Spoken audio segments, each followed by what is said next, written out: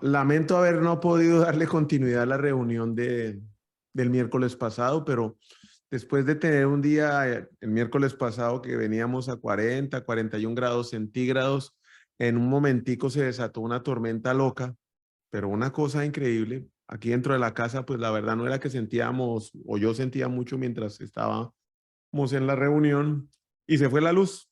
Empezó a irse despacio y ya después se fue la luz y regresó hasta el siguiente día a nosotros a las 4:30 de la tarde, y a muchos más le regresó 2 días después al final de la tarde, y con esas temperaturas en las cuales nos encontrábamos. Hoy solo puedo darle gracias a Dios que nos permite nuevamente estar aquí reunidos, y vamos a darle pues continuidad al mensaje que habíamos empezado el miércoles pasado. Eh, Llevo 4 o 5 semanas trabajando sobre un mismo tema, y es ah, cuál es el llamado, cuál es el propósito que Dios escribió en el libro de la vida para mí, porque después de una pregunta que hicieron, yo no sabía dónde meterme, tan abajo en ese sofá, y no quería que me preguntaran: Alejandro, ¿usted conoce su propósito? Y tener que responder: no tengo ni idea cuál es el plan de Dios para mi vida. Y ha sido una búsqueda incansable, ha sido horas de lectura y de reflexión, han sido leer libros, han sido horas de conversaciones con personas a las cuales estimo, con las cuales yo puedo ser transparente y puedo explicar, y continúo en esa búsqueda. Es una desesperación, y han sido momentos de dolor, han sido momentos de desesperación, he tenido momentos de enojo por no poder encontrarlo. He tenido salidas en falso donde creo: por fin aquí le di, y después de reflexionar, como le digo, con mucho dolor, me doy cuenta de que tal vez no es el camino, que no ese es el propósito. Y este mensaje que lo escribí la semana pasada habla de eso, qué no es el propósito y cómo debo hacer para mantenerme buscando a Dios. Creo que mucho tiene que ver con, como por qué busco a Dios, qué es lo que busco en Dios. Busco a Dios por quien es Dios, o busco a Dios por lo que Dios me da. ¿Qué es lo que motiva mi corazón para esa búsqueda incansable? Y yo creo que Dios conoce muy bien nuestros corazones y nos tiene en esos momentos como de espera o de búsqueda, para que podamos ir desarraigando o arrancando raíces de nuestro corazón que por años están ahí, que son invisibles para nosotros, que no nos damos cuenta que las llevamos cargando, y que con la ayuda de alguien más tenemos que trabajar en arrancar esas raíces que permiten que no sea Dios el que esté dentro de nosotros. Lo que anhelo no siempre es lo que yo consigo o logro. No sé si usted se ha puesto a pensar en eso, y por eso vuelvo y aclaro cuál es la búsqueda que yo he venido teniendo con estos mensajes. Pero es algo que definitivamente debemos pensar, debemos buscar la manera de ser conscientes de lo que anhelamos y de lo que conseguimos, y ver la diferencia. Yo anhelo con desesperación, busco y estoy en la búsqueda incansable de conocer lo que Dios escribió en su libro desde el momento en que me creó para mi vida, y lo que yo debo desarrollar en ella, y lo que he conseguido hasta el momento. Con el paso de los años y estos últimos años de caminar de la mano de Dios, he tenido que dejar muchas cosas que había conseguido, de las cuales o con las cuales me había conformado pensando que era lo que anhelaba. Al contrario, era lo que me alejaba, y me alejaba mucho más de Dios, me alejaba mucho más de ese anhelo que en ese momento yo no reconocía, pero que hoy estoy en esa búsqueda. Anhelaba la comodidad, anhelo aún la comodidad, anhelo estar tranquilo, anhelo tener paz, y termino comiéndome una hamburguesa mejor que, si es doble carne, esa que trae de todo aquí, en un almacén que se llama Whataburger, que venden unas hamburguesas, pero magníficas. Y mientras me la como, claro, puedo en la fila, con la ansiedad voy haciendo el drive-thru y voy feliz esperando mi mega super hamburguesa. Abre, me entregan la bolsa, empiezo a comerme las papas y empiezo a sentir esa calma, empiezo a satisfacer ese anhelo de comodidad. Le entro el primer mordisco, el segundo mordisco a la hamburguesa, pero no me he terminado de comer la hamburguesa cuando ya siento el peso de esa hamburguesa dentro de mí y mi estómago batallando con todo lo que le he metido, pensando que de alguna forma va a satisfacer mi anhelo y no, por el contrario, no lo hace.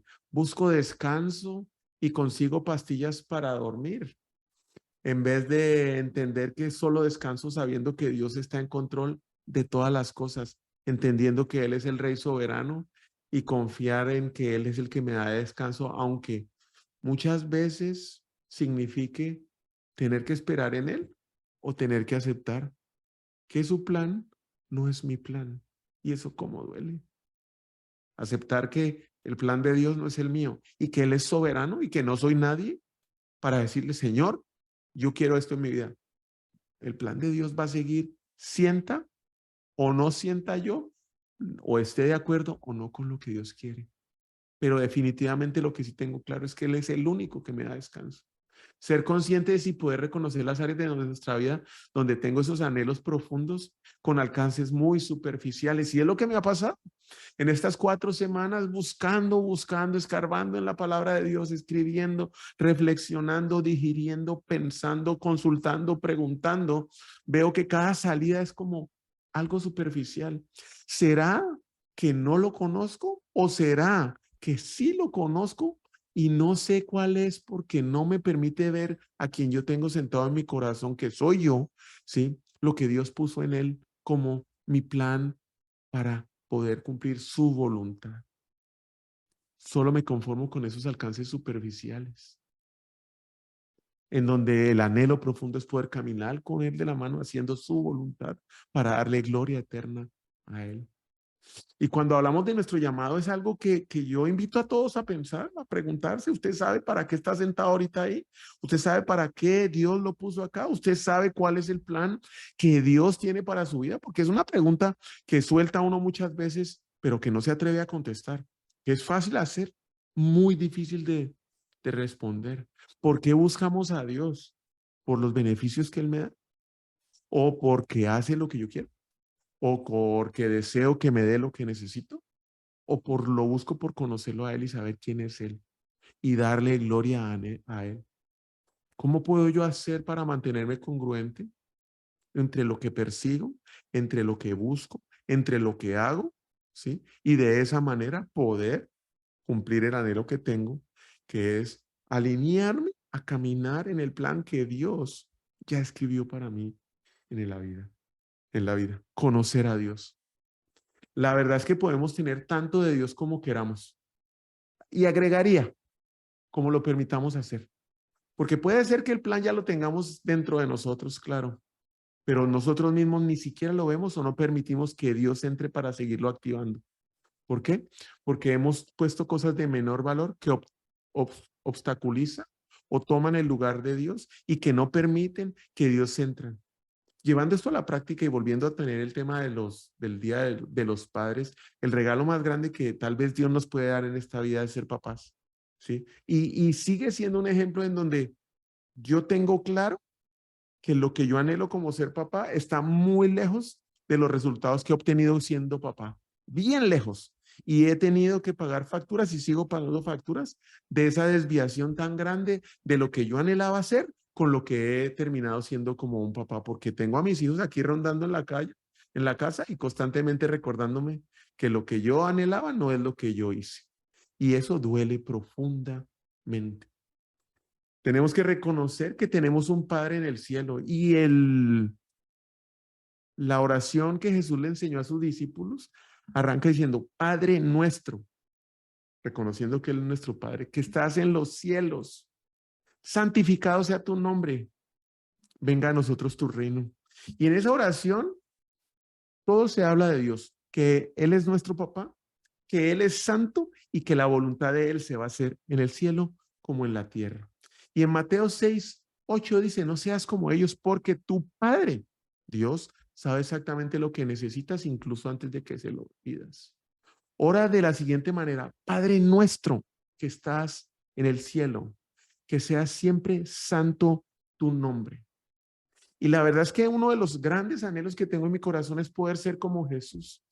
Y yo creo que el mejor ejemplo que puedo hacerlo es en mi casa y copiando lo que Dios ha hecho en mi vida, de alguna forma, porque voy a estar muy lejos de poder hacerlo de la misma manera, imitando lo que el Dios Padre ha hecho en mi vida y llevarlo a la práctica con mis hijos. Y la verdad es que eso requiere muchas habilidades y muchas cosas y maneras de pensar. Y para mí, aunque repetir esto puede parecer cansón para los que están escuchando, creo que para mí, como Alejandro, es algo que me tengo que estar recordando constantemente cuando veo a mis hijos pasar y veo la desviación. Lo primero que necesito es un corazón. Los niños necesitan ser amados en todo momento. Niños o jóvenes, no importa la edad, pueden tener 30 años, necesitan ser amados con un amor profundo y cariñoso, que es más que una emoción, es una decisión. Los niños también necesitan saber que son amados. No es solo yo, es que yo lo amo, él debe saberlo, no, lo tenemos que manifestar, tal y como Dios lo hace con pequeños detalles o grandes detalles con cada uno de nosotros. La Biblia habla de Dios como un Padre amoroso cuya corazón está en hombres y mujeres. Necesitamos tener cerebro. La paternidad requiere sabiduría y sentido común. No solo las neuronas ahí bateando. Tenemos que pensar antes de tomar decisiones. ¿Qué carreras, qué trabajos, qué compromisos voy a hacer? Todo lo que yo decida hacer en mi vida como papá va a tener un impacto directo en la vida de mis hijos. El impacto puede ser positivo o negativo. Pongo primero mi carrera, pongo primero mi trabajo, pongo primero mis compromisos, dejo a mis hijos de segundo, cosa que hice por años, y hoy veo el resultado. Y los niños, perdón, y tenemos que usar el cerebro antes de hablar, porque con los niños es muy fácil ganar las batallas a punta de gritos, alzar la voz y rugir. O ya no. Cuando ellos tienen 20, 21, 18, 15, ya no. Le podrán decir que sí en su cara y van a hacer lo que a ellos mejor les parezca y le conozca. Y eso se lo van a decir en su cara. El corazón y la cabeza necesitan trabajar juntos. Necesitamos tener los ojos bien abiertos como padre para mirar hacia el futuro, para desarrollar en nuestros hijos esas habilidades, esas disciplinas y esas actitudes, para moldear en ellos lo que Dios está moldeando en nosotros. Y es que ellos quieran seguir a Dios como nosotros lo estamos queriendo hacer. Y tenemos que impulsarlos, animarnos, levantarnos para que sean hijos de Dios Padre. También necesitamos tener los ojos bien puestos en nuestros hijos para ser compasivos, para otorgar gracia, para ver sus fortalezas y ver sus debilidades y animarlos a desarrollar cuanto don en ellos veamos.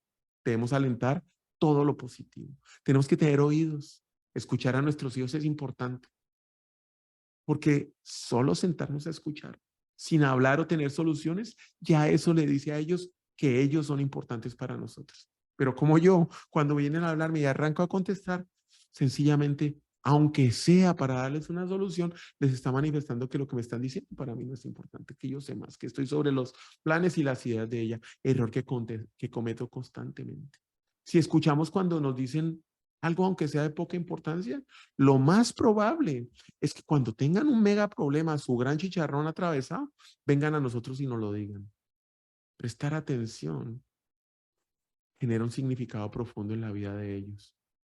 El oyente más exigente va a escuchar algo importante sin importar el ruido alrededor.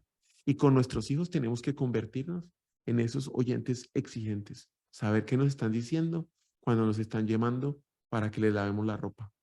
¿Qué es lo que están buscando de nosotros? Necesitamos tener una nariz bien afinadita para oler los problemas, discernir el malestar incluso cuando ellos ni hablan. Un padre que es exigente y que tiene el oído, los ojos, pero especialmente la nariz afinadita, va a encontrar y va a saber qué es lo que su hijo quiere, necesita o en qué problema está, por muy escondido que sea. Pero muchas veces pasamos por sus cuartos y ni siquiera entramos, pasamos derecho por la puerta de la casa a nuestro cuarto. Fíjese que como yo soy el rey acá, yo soy el que tengo el poder, yo soy el que traigo el billete y estoy en el pedestal, háganse calladitos porque estoy cansado y ni siquiera me tomo el trabajo de ir a ver qué es lo que están viendo, qué es lo que están haciendo, en qué problema están. Y por muy cansado que yo sea, tengo que tener esa nariz pendiente para ver qué anhelo, si están con ansiedad, si tienen paz. Y esa es una habilidad que vamos a ir desarrollando a medida que seamos proactivos en hacerlo. La boca, con nuestras bocas, amamos, hablamos y besamos. pero tenemos que ser cuidadosos con lo que sale de nuestra boca. Y tiene que ser una herramienta que bendiga y no un arma que hiera o maldiga a nuestros hijos. Debemos cuidar las palabras que usamos. Por años usé la palabra pendejo, porque así me enseñaron, así me criaron a mí. Y el daño que hice fue tremendo. Debemos cuidar las palabras que usamos que afirmen y den valor a nuestros hijos. Ir ajustando con esas palabras de afirmación los comportamientos y las actitudes de ellos. Tenemos que usar las manos para aguantar cuando haya que aguantar, para dejar ir y abrirlo cuando haya que dejarlo ir. Cuando tiene miedo y requiere orientación, ahí vamos a estar a levantar. Cuando quiera volar, se lo vamos a dar para que pueda volar solo. Y es vital que usemos la cabeza, que usemos los ojos, que usemos los oídos y la nariz para discernir esos momentos. Tenemos que usar los pies. Porque no puede ser que un niño, un hijo de nosotros requiera ayuda y nosotros estemos por el teléfono, a ver, vos mandame un WhatsApp a ver qué es lo que necesitas. No, no, no. Tenemos que parar de nuestra zona de comodidad y ir a donde él está, sentarnos a su nivel. No tenemos que mirar desde el piso 11 los problemas del niño y decir, es que tus problemas son una bobada. No, no, no. Tenemos que bajar al nivel de él y ponernos en sus pies. Empatía y sentir su dolor o sentir su alegría a su nivel. Y eso requiere un esfuerzo adicional de nuestra parte. La mejor respuesta para nuestros hijos es levantarnos, ir donde están y sentarnos juntos con ellos en su nivel. Requerimos agallas, porque yo no creo que sea fácil reconocer la diferencia entre lo que esperaba hacer y anhelaba y lo que logré, porque se necesitan agallas para ser un buen padre, como lo es Dios con nosotros. Y se necesitan rodillas, porque criar a los hijos nos va a poner de rodillas. De una u otra manera, siempre vamos a estar de rodillas. Es mejor que lo empecemos a hacer pidiéndole a Dios misericordia, que lo tengamos que hacer para pedirle a que el hijo pródigo que se fue vuelva. Tenemos que orar por protección, por sabiduría, por discernimiento, por guía, por protección, por perdón, por sanación. Yo creo que uno de los mayores logros que podemos lograr es criar niños a los cuales nosotros podamos honrar y que ellos a su vez puedan honrarnos a nosotros. Y eso es una obra que solo se da por la gracia y la misericordia de Dios. Pero tenemos que ser activos, proactivos, sabiendo usar todos los sentidos para hacerlo. Y definitivamente creo que es el primer llamado que Dios tiene para nosotros en nuestra familia. Los hijos son un regalo de Dios. Salmo 127:3. Los hijos que le nacen a un hombre joven son como flechas en manos de guerreros, son una recompensa de su parte. Qué feliz es el hombre que tiene una aljaba llena de ellos. No pasará vergüenza. Aquí me sorprende lo que pasa en la casa, porque aquí en los Estados Unidos los muchachos cumplen 18 años y se quieren ir. Y yo le doy gracias a Dios que Él ha podido restituir eso en nuestro hogar, porque los hijos son mayores y quieren estar aquí con nosotros. Y le doy infinitas gracias a Dios porque no fueron mis habilidades como papá, porque la discrepancia es gigante entre lo que anhelaba y lo que di. Eso es solo por la obra y la misericordia de Dios, nada más, por consejos de personas sabias que me han llevado a obrar de forma sabia, que yo no la tenía, para poder ver eso hoy aquí en mi vida. Ahora bien, como no es suficiente que conozcamos todo esto, no es suficiente que conozcamos las partes del cuerpo y lo que tenemos que hacer para ser buenos padres, no es suficiente lo que anhelamos con el corazón si no somos aplicados, pero especialmente si no somos atentos para ver la discrepancia. ¿Buscamos a Dios por sus beneficios o buscamos a Dios por quién es Él? Esa es la primera discrepancia que tenemos que estar buscando. Porque va a ser muy difícil que podamos cumplir el llamado de Dios si nosotros en la casa no lo estamos haciendo con nuestros hijos. La verdad es que la desviación es muy fácil, o desviarse es muy fácil porque son muchas cosas que nosotros como hombre podemos presumir. El récord deportivo, la empresa, la carrera profesional, la casa, los jardines, las piscinas. Y reitero que no hay nada más grande como logro que criar hijos que podamos honrar y que ellos nos puedan honrar. Pero la verdad es que, como yo, nos dejamos llevar por esas cosas que podemos presumir y nuestra familia la dejamos a un lado. Y viene la historia de Absalón, tercer hijo del rey David, nacido para tener una vida de privilegio y de poder. En la palabra de Dios, la verdad es que muy poco se habla de él y se hace solo énfasis en sus atributos físicos. Era un modelo de la revista GQ. Absalón era elogiado como el hombre más apuesto de todo Israel. De pies a cabeza era perfecto, segunda de Samuel 14:25. Y si nos ponemos a pensar o a imaginar su vida, tenía todas las conexiones en la realeza, estaba invitado a todas las fiestas, salía en todas las portadas de la sociedad, los jet set, millones de seguidores en Instagram, TikToks, sirvientes que le atendían sus necesidades y sus caprichos. Por donde pasaba le hacían reverencia y querían una selfie con ese man. Las mujeres hermosas se le lanzaban al cuello. Era extraño que Absalón se sintiera con derechos, como muchos de nosotros con nuestros hijos, como muchos de nosotros con Dios. Ah, es que como yo sirvo en la iglesia, es que como yo hago esto, es que como yo hago acá, entonces me siento con el derecho de irle a pedir a Dios. Y pasamos de, ¿puedo tener, Señor? A dame. Y a medida que pasa el tiempo, ya, igual que lo hacía Absalón, no era dame, puedo tener lo que yo quiera. A Dios a un lado y empiezo a hacerlo yo. Tomó la justicia por sus manos, así lo hizo Absalón, y mató a su hermano y terminó huyendo de la presencia del rey David. Después de algún tiempo, el rey lo perdonó. Sin embargo, el perdón para Absalón no fue suficiente. Absalón siempre quería más y comenzó una campaña secreta para destronar a su papá. Y cuando lo logró, no contento con eso, lo quiso mal. ¿No hacemos eso nosotros muchas veces con Dios? Ensimismados, egocéntricos, ególatras. Nos sentimos con derecho a que el que debe estar en el altar soy yo, solamente yo y nadie más que yo. Y es muy fácil terminar como Absalón. Para Absalón la herencia de ser un príncipe no era suficiente. Continuamente quería más. No estamos muchas veces así en nuestra relación con Dios. Y cuando queremos el llamado, cuando queremos encontrar ese llamado, ese propósito que Dios escribió para nosotros, es el que nos gusta, es el que queremos como nosotros queremos, con la gente que queremos, en donde el lugar que queremos y con lo que nos queda fácil y cómodo. De hecho, Absalón lo quería todo. La sensación de sentirse con derechos no tenía límites y así terminó costándole su propia vida, como nos puede pasar a nosotros si no recapacitamos en este tema. Y esto es mucho de lo que nos limita a tener más de Dios, que estamos sentados en el trono de nuestro corazón cuando ese trono le pertenece única y exclusivamente a Dios, pero no nos queremos bajar. Anhelamos paz, anhelamos gozo, anhelamos alegría, seguridad, relaciones, dinero, salud, familia, hijos. Y pasamos de puedo tener, Señor, ¿será que puedo tener? A Señor, fácilmente, dame. Y después, no, yo agarro lo que yo quiera. Igualitos que Absalón. Quedamos cegados en nuestros anhelos, cegados de lo que es correcto, justificando nuestras decisiones y acciones. Y simplemente nos escuchan, ahí terminamos de escuchar nuestra conciencia. O bien, solo buscamos a Dios por los beneficios, porque esa es la otra, ¿no? Terminamos haciendo lo que queramos o seguimos orando, Señor Dios mío, dame casa, beca, salud, dinero, estatus.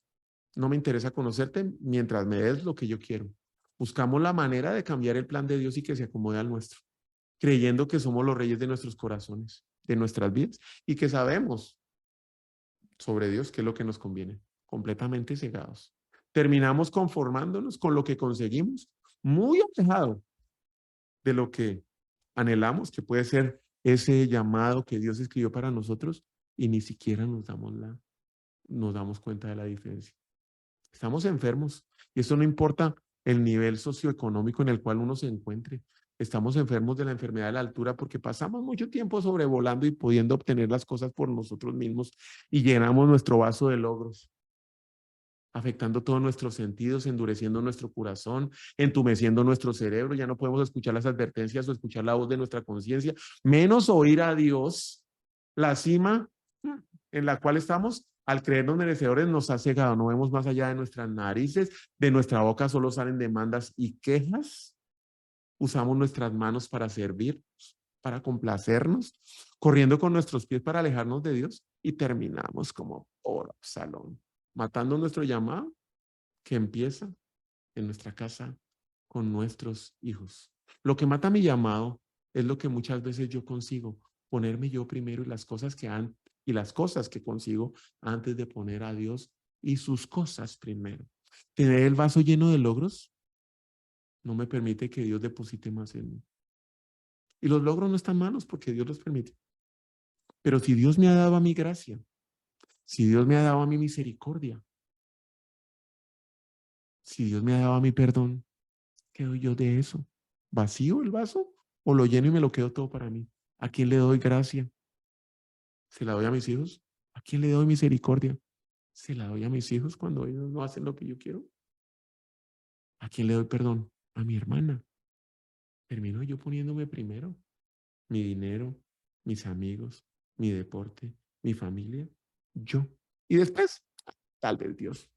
No solo me mata a mí, no solo mata mi llamado, que puedo ya tenerlo acá y no verlo, también lastima a mis hijos y termina acabando con mi familia.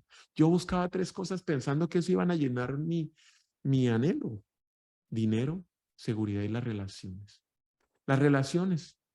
Si alguno viene a mí, Lucas 14, 25, 26, y no sacrifica el amor de su padre y de su madre, a su esposa y a sus hijos, a sus hermanos y a sus hermanas, y aún así su propia vida, no puede ser discípulos. Sacrifica. Esa es la palabra que pega en mi cabeza, que me da claridad que no todo es para mí, que no todo me lo merezco y que debo poner primero a Dios. El sacrificio implica renunciar a algo que está presente hoy en mi vida a cambio de algo mejor en el futuro. Es importante destacar que el sacrificio no se trata de perder quiénes somos o de descuidarnos en aspectos esenciales de nuestra vida, ¿no? Se trata de tomar decisiones conscientes y estratégicas para avanzar a lograr nuestro objetivo. Y si el objetivo es que Dios esté sentado en el trono de mi corazón, ¿qué decisiones estratégicas va a tomar usted hoy? Porque yo sé las que yo estoy tomando para que eso pase. Reconociendo que muchas veces hay que renunciar a muchas cosas que queremos por obtener eso que anhelamos. Lo que yo he aprendido, y esto sí nadie me lo ha contado, porque lo he podido experimentar de primera mano con Dios, es que cuando pongo las cosas de Dios en primer lugar en mi vida, Él va a hacer que mis cosas sean su prioridad. No necesariamente el resultado o la voluntad de Dios va a ser la misma que yo deseo o quiero, pero sí sé que va a ser el plan que va a ser para mí bueno, agradable y perfecto. Porque su palabra lo dice y yo lo creo. No es lo que yo deseo, va a ser el plan de Dios que va a ser bueno, agradable y perfecto. Cuando lo buscamos a Él y cuando no andamos buscando sus beneficios, las cosas cambian. Lo segundo que me tenía loco era la seguridad y el dinero. Empezamos o empecé yo queriendo satisfacer a mi familia, haciendo lo que tenía que hacer para que los niños tuvieran la casa, la comida y el techo, sin reconocer que todo venía de Dios, ¿sí? Y terminé complaciéndome a mí mismo, mis logros. Yo soy el chacho, yo soy el que puedo. La familia quedó en segundo plano. Automáticamente me salí de mi primer llamado, que era mi familia, llevando a creerme que era merecedor, puro Absalón, completamente alejado de Dios. Somos hijos de un rey. Eso hay que tenerlo claro. Lo tenemos absolutamente todo cuando estamos con Él. Cuando tenemos el Espíritu Santo de nosotros, su reino está aquí con nosotros. Pero para que el Espíritu Santo se mantenga dentro de nosotros, tenemos que tener cuidado de no entristecerlo, de no contristarlo. Tenemos que tener cuidado que sale de nuestra boca: chisme, murmuración, deseos sexuales indebidos. No darle la gloria a Dios, ponernos nosotros primero. Cuando eso pasa, se contrista el Espíritu Santo y volvemos al mundo. Es muy fácil moverse entre el reino de Dios y el mundo sin darnos cuenta entre lo que anhelamos y lo que conseguimos. Queremos ser los reyes y estamos dispuestos a matar al Espíritu Santo con tal de que nosotros hagamos nuestra voluntad, sin importar que volvamos al mundo y nos alejemos de lo que anhelamos. Lo hizo Absalón con su papá, lo quiso matar. Lo peor de todo es que lo hacemos sin darnos cuentas. Ser congruente es el objetivo que tenemos que hacer. Y aquí son tres cosas en las cuales he venido trabajando. Lo primero, poner primero a Dios. Pero eso significa buscarlo a Él, querer más de Dios y no buscarlo por sus beneficios, no buscarlo por su poder, por lo que Él puede hacer en mi vida, buscarlo por quién es Él. Lucas 10, 1 y 2. Señor, después el Señor escogió a otros 72 discípulos y los envió de dos en dos delante de todas las ciudades y en los lugares que tenía pensado visitar. Y les dio las siguientes instrucciones. La cosecha es grande, pero los obreros son pocos. Así que oren al Señor, que está a cargo de la cosecha, pidiéndole que envíe más obreros a sus campos. Y pregunto, ¿por qué son pocos los obreros? ¿O por qué somos pocos? Porque somos pocos los que estamos dispuestos a pagar ese precio para cumplir el llamado que Dios tiene para nosotros. Es un llamado específico que Dios nos dio cuando nos creó y tiene un precio. Tenemos que sacrificar el orgullo, tenemos que sacrificar la familia, tenemos que sacrificarnos nosotros mismos. Tiene un precio. Mateo 22, 14, pues muchos son los llamados, pero pocos son los elegidos. ¿Por qué son pocos los elegidos?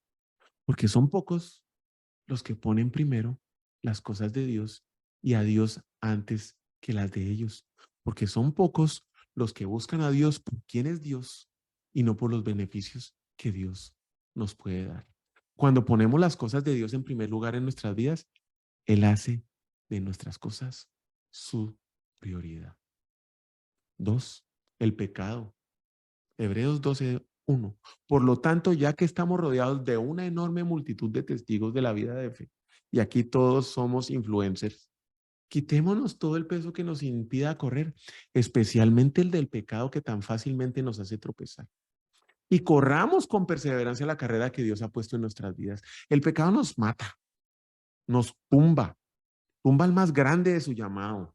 No importa qué tan grande sea esa persona, si hay pecado en su vida, lo tumba o lo hiere gravemente.